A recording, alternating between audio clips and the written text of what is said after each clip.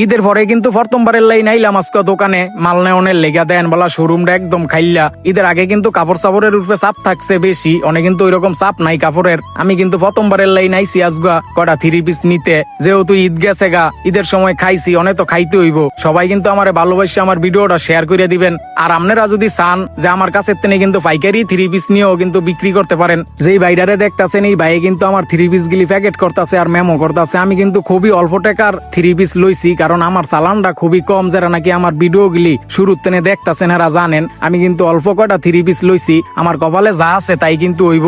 রিজিকের মালিক হইতাছে আল্লাহ। আপনারা কিন্তু হয়ে যাইতে পারেন উসিলা, আমার কাছে কিন্তু একটা 3 পিস কিনে নিয়ে আমার পরিবারের রিজিকের ব্যবস্থা করে দিতে পারেন। আরেকটা কথা না কইলই নাই, আমি যেদিন কাতে 3 পিস বেচা শুরু করছি ইয়ার পরের তেনে কিন্তু আমার কাছে তেনে প্রবাসী ভাইয়েরা অনেক 3 পিস কিনে নিছে। আর আমার একটা ইচ্ছে হইলো গিয়ে আমি যে আপনার লগে ব্যবসা করবো, আমি কিন্তু আপনার লগে 2 নাম্বারি করে বাটপারি করে সিটারি করে ব্যবসা করতাম না। আপনি কিন্তু আমার তেনে বিশ্বাস করে একটা 3 পিস কিনে নিতে পারেন। একটা 3 পিস কিনে নিয়ে আমার পরিবারের রিজিকের ব্যবস্থা করে দিতে পারেন। সবাই কিন্তু আমার ভালোবাসা ভিডিওটা শেয়ার করে দিবেন। সবাই ভালো থাকবেন, সুস্থ থাকবেন। আসসালামু আলাইকুম।